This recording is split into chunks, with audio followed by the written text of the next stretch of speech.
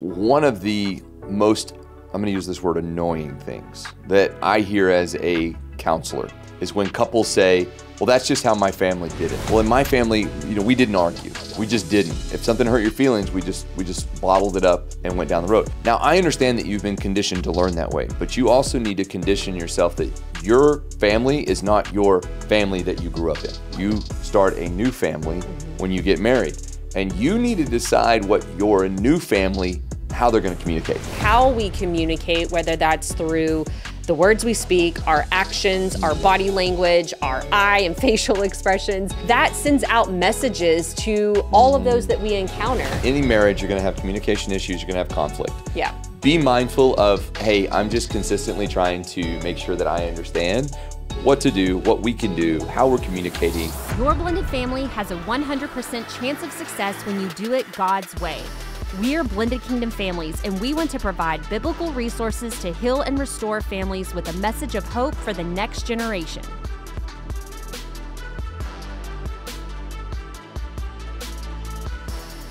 Hey guys, welcome to the BKF podcast. We are super pumped to be talking with you today because we're going to be talking about communication. Yeah. We're going to be talking about how we communicate in marriage, why we have to communicate in marriage, and maybe the nuances of when we're having issues. Well, conflict resolution in marriage, let's say that. So communication and conflict resolution in marriage, which we deal with this a lot with coaching, a lot with our couples that we encounter and come to us for help. And, the thing about communication, and we talk about this in our book, in Blended and Redeemed, is that communication is like it's like the cardiovascular system of the body. I mean, it is central to everything because how we communicate, whether that's through the words we speak, our actions, our body language, our eye and facial expressions, that sends out messages to all of those that we encounter. And it can have positive implications. It can also have negative implications. Well, and we crave it too. So I want people to understand that in marriage, when you create a covenant marriage, you create a relationship with this person and you crave their communication. Yeah. You crave the need to be in relationship with that person. And the way we demonstrate relationship so many times is the way we communicate. And it's not just verbally, it's through body language, it's through, little bitty nuances that we do, it's through our touch, it's through our presence. Yeah. There's so many different ways that we're communicating a message to our spouse, but often, more times than not, there's everything that stands between that. Yeah. There's technology, there's kids, love them, but they are hamperings to communication. Yeah. There's work, there's extended family, there's so many things that put barriers between, not to mention all of the trauma and drama that we brought into that relationship and how that affects the way we communicate.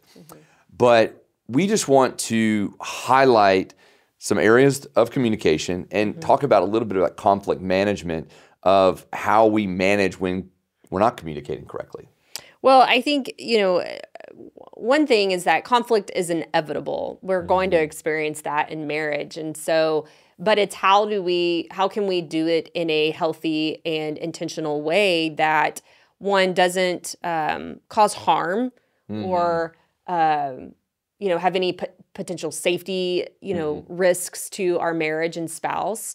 And just some, I think, really practical things. I think that's where a lot of people struggle because, like you said, coming from a past and also how we were brought up plays a lot into how we communicate, how we respond. Do we have defensive responses? Do we have reactionary responses?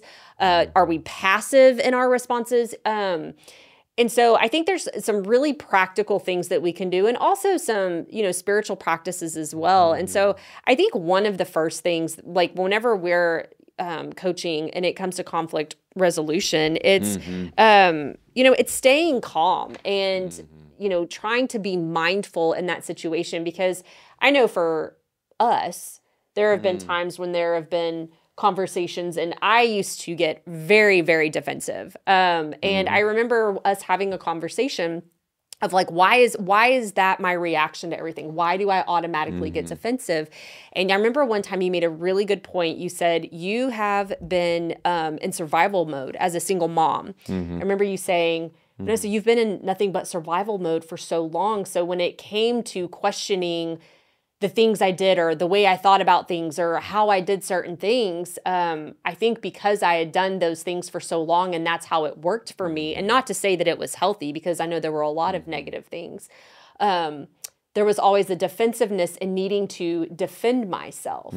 And so, one of the things that you taught me was, hey, like, let's approach it in a calm and mindful manner. Check my heart. Like, why is it that I'm feeling like I need to respond in that way? Yeah. I love that you brought that up because we've learned things from our past that we bring into our current. I will tell you, one of the most, I'm going to use this word, annoying things that I hear as a counselor talking about conflict is when couples say, well, that's just how my family did it. How many times have we been in that room and you're like, well, my family, we didn't have secrets. We were brutally honest with each other. Okay. Or I have the example of, well, in my family, we didn't argue. We just didn't. If something hurt your feelings, we just bottled it up and went down the road.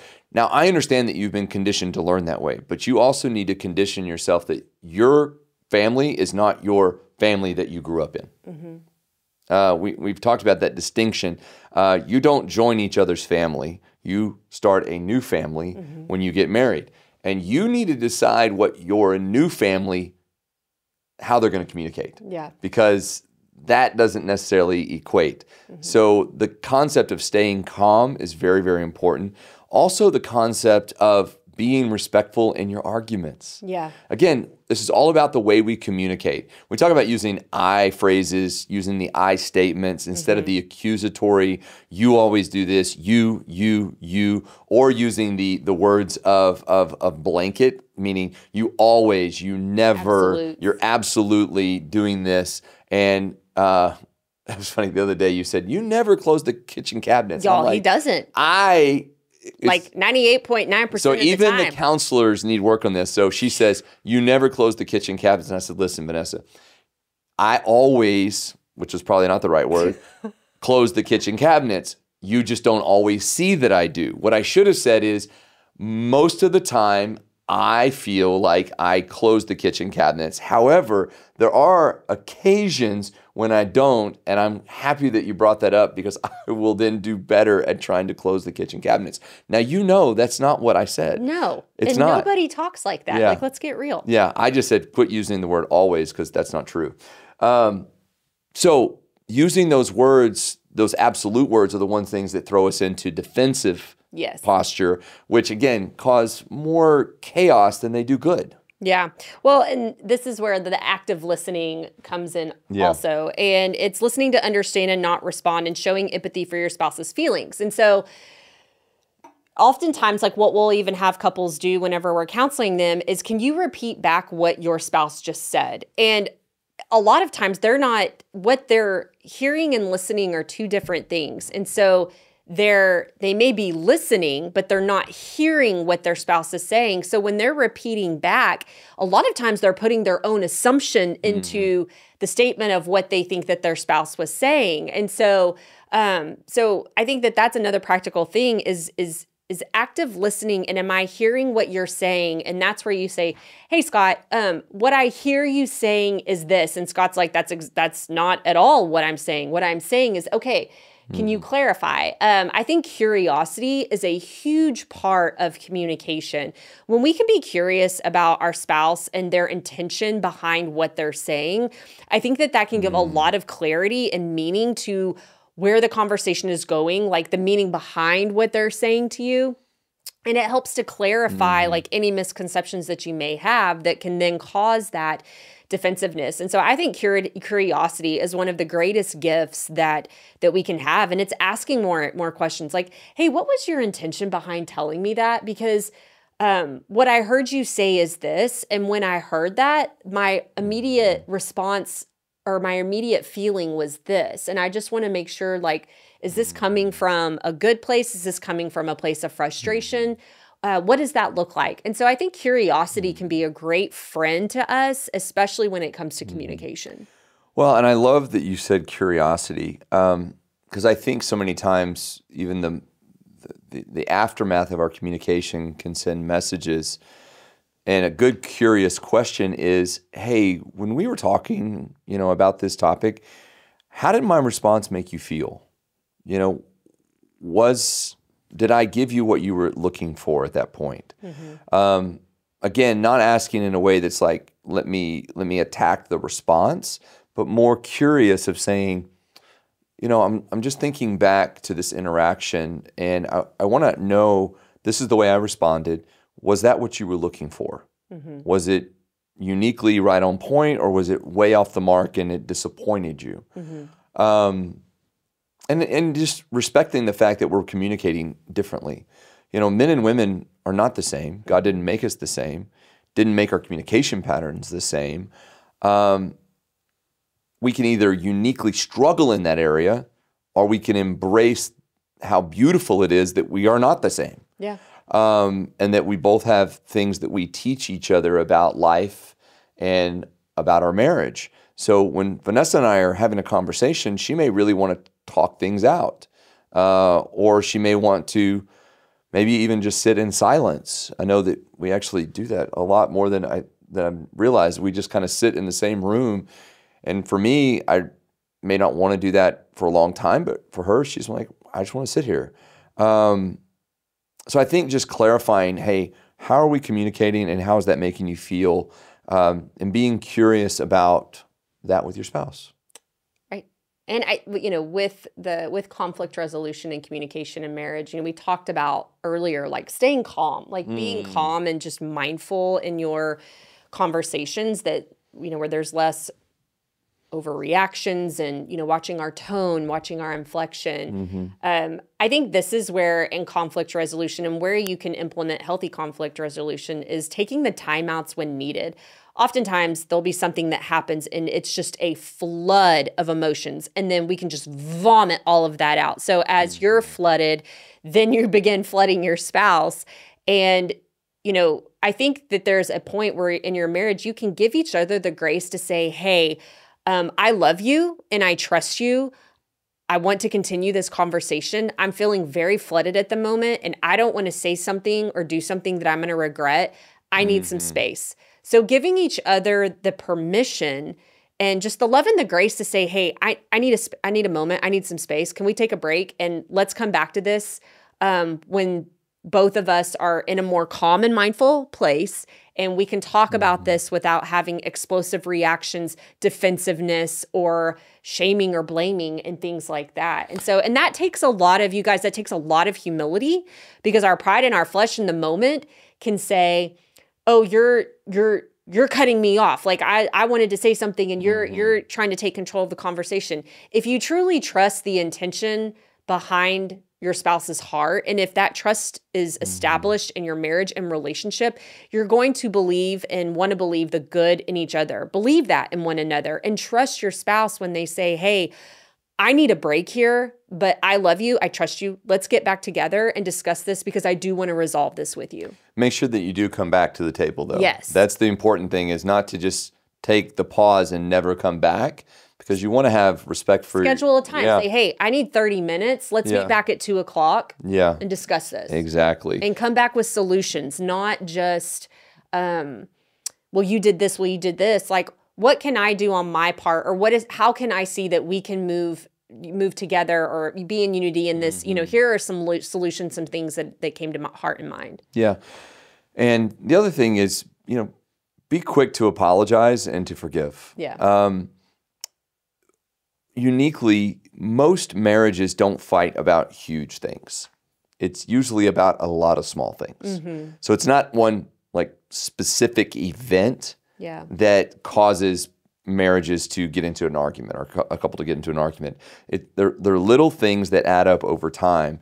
And because you're not quick to apologize, quick to forgive, and then you're also not pouring into each other, you're going to find that little things like death by 1,000 cuts are what ultimately push you over the edge. Yeah. So when you have that argument, be quick to reconnect, be quick to apologize, and ask for forgiveness. You know, as Christians, we seem to think about this in terms of, you know, we can give that advice very easily. It's very, very difficult to put that into practice. Yep. And it's not complicated. It's just asking. You know, it's accepting our responsibility in the argument. It's saying, hey, I apologize for this. I'm going to try to work on being better at this. Asking, can you forgive me? Will you forgive me for what I've said or what I've done? Or maybe, will you forgive me for how I felt about this? Yeah. I think that's a really good key to just continuing to build a healthy marriage. No, I think that's so good. And so, you guys, from this, you know, we want to take away some steps, right? We talked about conflict resolution, some tips there. So remember to stay calm. You know, focus on staying calm during your disagreements. Avoid shouting or blaming. Using the I statements. Instead of saying, you never listen to me, try, I feel unheard when you don't. Blah, blah, blah. Active listening. Listen to understand, not to respond. Seek to understand, not to win. Come with solutions. Find a solution together. Take timeouts and breaks, like we talked about. Apologize and forgive. And discuss how conflict might differ based on love languages. We talk a lot about love languages in other episodes. So those are some practical things that we can do. Is argue naked on here? On the practical side? mean, there would be a lot of conflict resolution if people just argued naked. We talk about that. It's a very awkward thing as you get into a fight with your spouse to just start taking your clothes off. But, you know. Or just walk into the room. Yeah. It's very difficult to have any more arguments. Yeah. And that's where you get to have, you know, makeup sex. You get to have makeup sex. They have makeup sex. And that is some great stuff, you guys. And God, you know, like that is a beautiful thing that He has given us. I'm glad you think so. Practice that. When you're asking for forgiveness and going through that process, you know, throw in some makeup sex there. It'll be good for your marriage. Well, that's you know, that's kind of when we talked about the love languages. You know, express that love language, ask for forgiveness. Guys, we know if you've been watching this, following us for a long time, any marriage, you're going to have communication issues, you're going to have conflict. Yeah. Be mindful of, hey, I'm just consistently trying to make sure that I understand what to do, what we can do, how we're communicating, all those kind of good things. If you are struggling with communication in your marriage, or you're struggling with anything in your marriage or your blended family, we have the Blended Kingdom Families coaching community. So if you're in need for coaching, go to our website, go to our coaching tab, fill out the request, and someone from our team will be in touch with you. But we have coaches who would love to meet with you and help you navigate these areas if you're struggling with them. But Absolutely. Just wanted to share that. So we hope you all have a wonderful and blessed day. Hey friends, so glad you were here with us today, and I hope you enjoyed today's episode. You can find more resources from Blended Kingdom Families at blendedkingdomfamilies.com. Join us again next time as we talk about more blended family topics. Be blessed in all that you do, and remember, nothing will be impossible with God.